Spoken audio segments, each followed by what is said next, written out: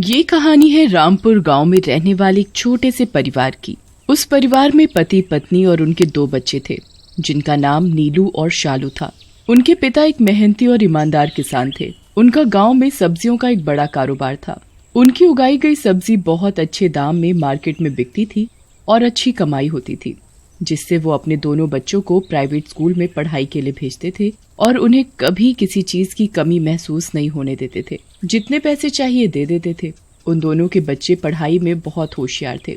एक दिन की बात है, गीता अपने पति को देखती है कि आज वो कुछ परेशान है। वो अपने पति से पूछती है, क्या हुआ, खेत में सब्जी खराब हो गई है क्या?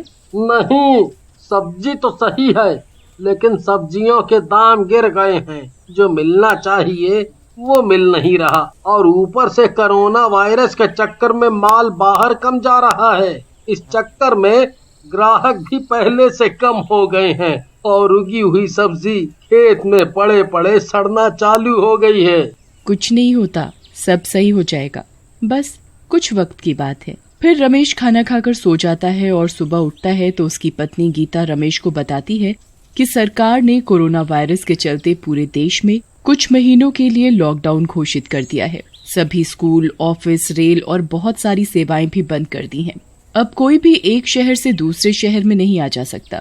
रमेश कुछ नहीं बोलता, लेकिन उसकी पत्नी उसे देखकर समझ जाती है कि वो काम को लेकर परेशान है। पर रमेश अपनी पत्नी गीता और अपने दोनों बच्चे नीलू और शालू को कुछ नहीं बोलता। पिताजी, अब से हमारी क्लास ऑनलाइन हुआ करेंगी और घर में एक ही लैपटॉप है और वो शालू अपनी ऑनलाइन क्लास के लिए इस्तेमाल करती है, तो मुझे एक नया लैपटॉप दिलवा दो। ठीक है बेटा, आपको जो भी लैपटॉप चाहिए ऑनलाइन मंगवा लेना। रमेश बेचारा करता भी तो करता क्या, वो अपने बच्चों की पढ़ाई भी खराब नहीं करना चाहता था। रमेश लॉकडाउन के चलते घर में खाली बैठा था और कुछ कमाई न होने के कारण अपनी सेविंग को घर और बाकी खर्चों के लिए इस्तेमाल करता था, लेकिन वो भी खत्म हो गई। रमेश को अपने घर का खर्चा चलाने के लिए और अपने बच्चों की स्कूल फीस भरने के लिए कर्जा लेना पड़ा, परंतु खर्चा कम न होने के कारण रमेश अपनी पत्नी गीता को सारी बात बता देता है कि उसकी सारी जमा पूंजी खर्च हो गई है और उसने ठेकेदार से कर्जा भी लिया है। ये सुनकर रमेश की पत्नी गीता परेशान हो जाती है। जी, आपने ये इतनी बड़ी बात मुझसे छुपाई? मैं नहीं चाहता कि मेरी वजह से तुम और हमारे दोनों बच्चे परेशान हो, इसलिए मैंने तुम्हें ये बात नहीं बताई, और तुम भी ये बात नीलू और शालू को मत बताना। ठीक है, मैं नहीं बताऊंगी। मैं भी नहीं चाहती कि वो दोनों परेशान हो। जब लॉकडाउन खुलेगा तो हम शहर में जाकर कोई काम ढूंढते हैं।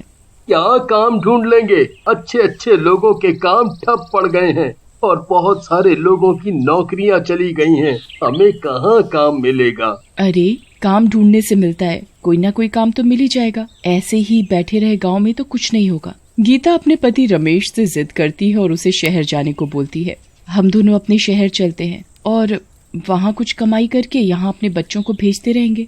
अगले दिन वो दोनों कई काम ढूंढते हैं, लेकिन कोरोना वायरस के चलते उन्हें कोई काम नहीं देता। लेकिन वो दोनों उम्मीद नहीं हारते।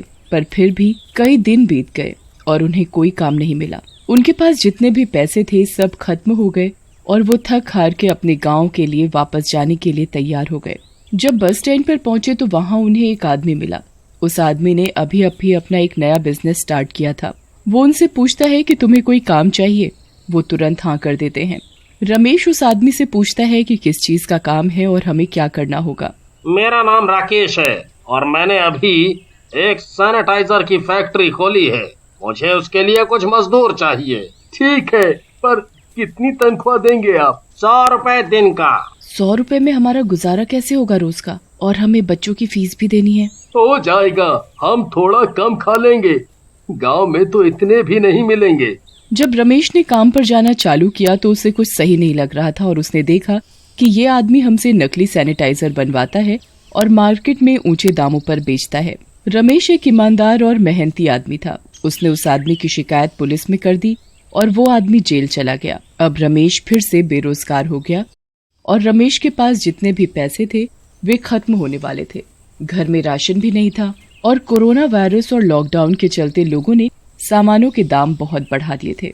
एक दिन रमेश और उसकी पत्नी गीता भूखे पेट ही सो जाते हैं। खाना सही से ना खाने के कारण रमेश को बुखार हो गया। गीता, देखो ना, सिर में दर्द है और बुखार भी लग रहा है। कहीं आपको भी कोरोना वायरस तो नहीं हो गया? पागल तो नहीं हो गई है? शुभ शुभ बोल और मुझे खांसी की दवाई दे दे और एक गरम चाय बना दे। दूध नहीं है घर में और चाय पत्ती भी खत्म हो गई। दवाई खाकर सो जाओ, अगर आराम नहीं आया तो सुबह सरकारी अस्पताल जाएंगे। हे भगवान, मेरा सुबह तक बुखार उतर जाए। एक तो इस वायरस का कोई इलाज नहीं है और ऊपर से हॉस्पिटल में एडमिट होने का खर्चा बहुत है। सुबह रमेश का बुखार और बढ़ जाता है। ये देख उसकी पत्नी को चिंता हो जाती है। मैं नीलू और शालू को फोन करके बता दूं? नहीं नहीं, उन्हें बताने की कोई जरूरत नहीं है। उन्हें अपनी पढ़ाई पर ध्यान देने दे। वो दोनों ये सुनकर टेंशन में आ जाएंगे। फिर गीता और उसका पति रमेश एक सरकारी अस्पताल में अपने चेकअप के लिए चले गए। वहाँ देखा तो इतनी लंबी लाइन थी। उनका नंबर 2-4 घंटे बाद आया। क्या हुआ? डॉक्टर साहब, कल से खांसी और बुखार बहुत है। डॉक्टर चेकअप करके दवाई लिखकर दे देता है। डरने की बात नहीं है, तुम्हें कोरोना नहीं है, लेकिन 14 दिन के लिए अपने आप को आइसोलेट कर लो और जो मैंने दवाई दी है उसे टाइम से लेना और कोई दिक्कत हो तो मैंने अपना नंबर भी लिखा है, मुझे फोन कर लेना। धन्यवाद डॉक्टर साहब। और फिर राकेश 14 दिन के लिए अलग कमरे में रहता है और अपनी पत्नी से दूरी बना के रखता है। कुछ दिन बाद नीलू का रमेश के पास फोन आता है कि पापा, स्कूल की फीस भरनी है, पैसे दे दो। अभी 2-4 दिन रुक जाओ बच्चों, मैं भिजवा देता हूँ।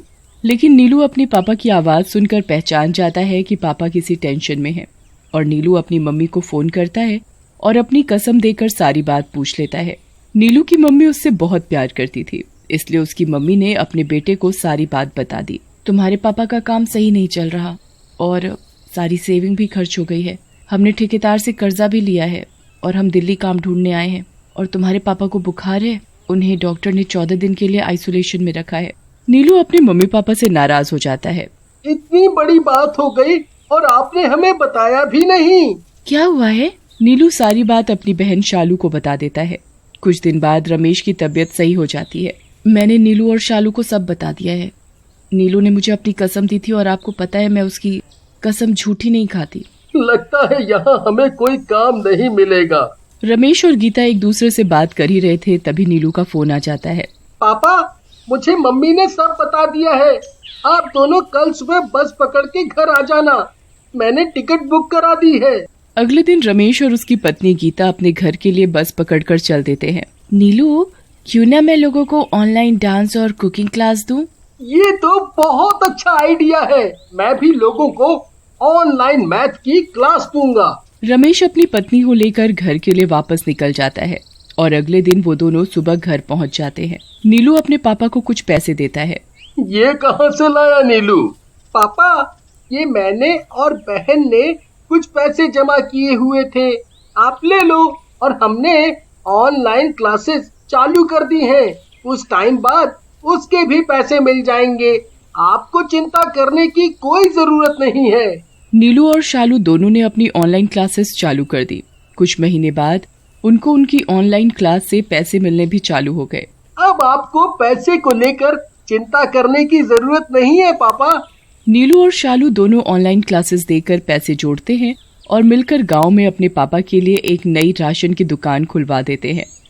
रमेश की दुकान बहुत अच्छी तरह चलती है और साथ ही साथ नीलू और शालू भी अपनी ऑनलाइन क्लास से अच्छे पैसे जोड़कर अपने मम्मी पापा को देते हैं। मुझे तुम पर नाज है। तुमने अपनी पढ़ाई की मेहनत से आज मेरा काम फिर से चालू करवा दिया। ये पढ़ाई ही है जो तुम्हें किसी भी गंभीर दुर्घटना से निकाल सकती है।